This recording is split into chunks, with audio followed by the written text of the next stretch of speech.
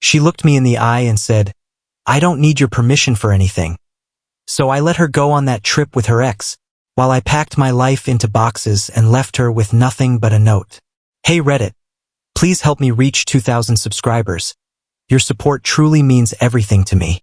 My name is Daniel, I am 32, and tonight I am writing this alone in my new apartment at 2 o'clock in the morning. Just a few weeks ago, I never could have imagined my life would change so drastically, but sometimes life forces you to wake up to truths you've been avoiding. My girlfriend and I had been together for 4 years. For the last 2, we lived together, splitting everything down the middle like a modern couple should. Rent, utilities, groceries, it was always equal. I believed that we were building a foundation, something real, something permanent. But it turns out that I was the only one truly thinking that way. The trouble began one evening while she was sitting on the couch, legs curled underneath her, scrolling through her phone. She casually mentioned that her ex was organizing a weekend camping trip at a national park. She said it was just a group of old college friends, harmless fun, nothing for me to worry about. But the moment those words left her mouth, my stomach dropped. This wasn't just any ex. This was the man she had spent 3 years with before me. The same man whose pictures she had only removed from Instagram months into our relationship. The same man who sent her birthday wishes every year without fail. The same man who managed to like her posts within minutes of her uploading them. I knew him only as a shadow in her past, but he lingered like a presence neither of us could pretend away. I asked her if she thought it was a good idea, and she barely looked up from her phone. She brushed off my concerns as paranoia. She said I was being possessive, that I was trying to control her friendships. I tried to explain that this wasn't about control, it was about boundaries, about respect, about what it means to be in a partnership. I asked her honestly if she would be comfortable with me spending a weekend away with my ex. Her reaction said it all.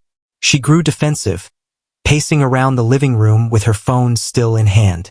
She said I was insecure and claimed that she had never given me a reason not to trust her. She said this was exactly the kind of behavior that ruined relationships. I remained calm. I told her I did trust her, but trust alone didn't mean I had to be comfortable with everything. I suggested a compromise. Perhaps I could join the trip, or maybe she could reschedule for another weekend without her ex. That's when she laughed.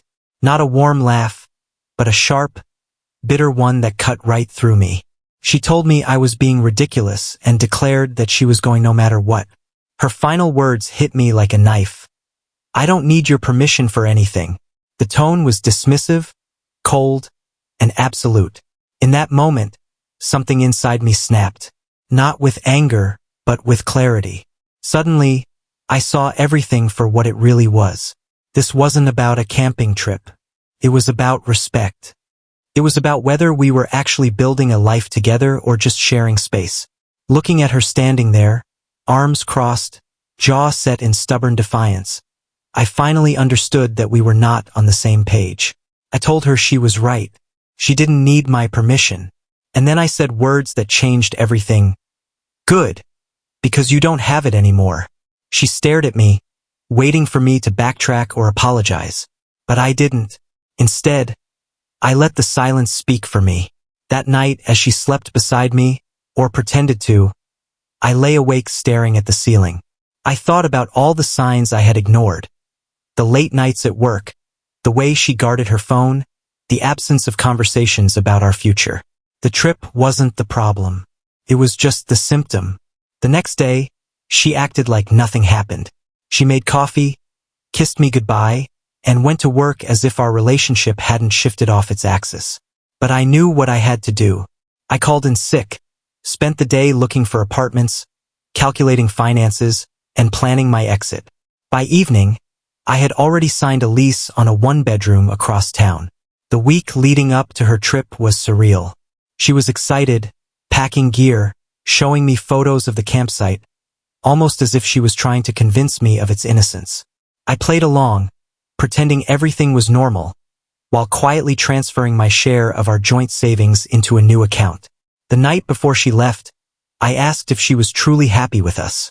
She claimed she was. She kissed me, told me she loved me, and assured me that the trip didn't change anything.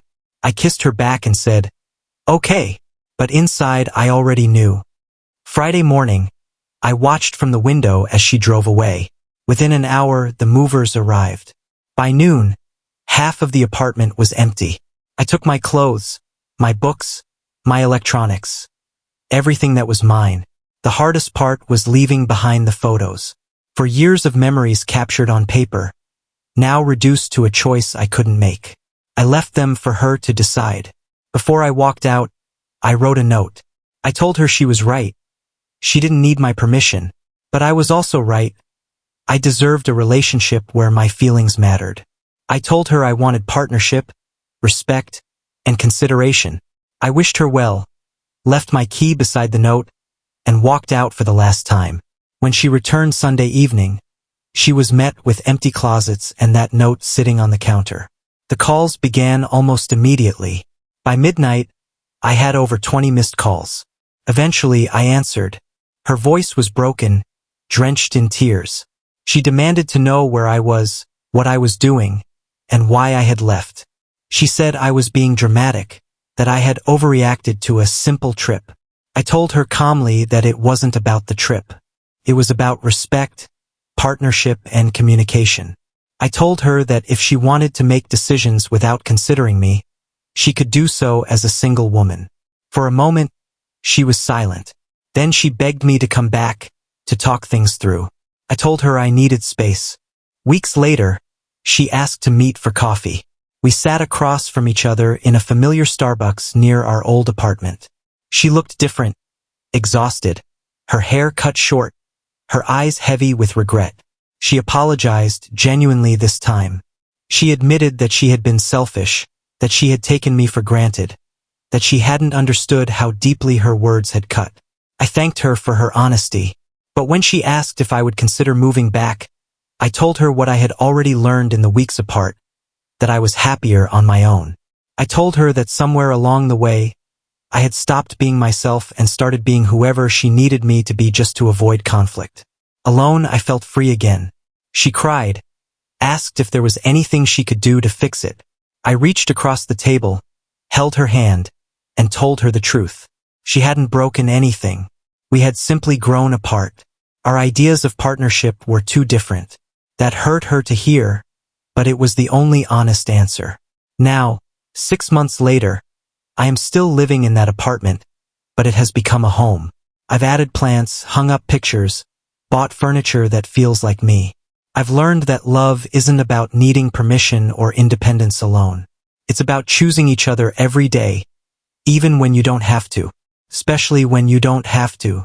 Some might think I overreacted, that I walked away from 4 years over a camping trip, but those people have never lived in a relationship where they slowly disappeared, piece by piece, until they no longer recognized themselves.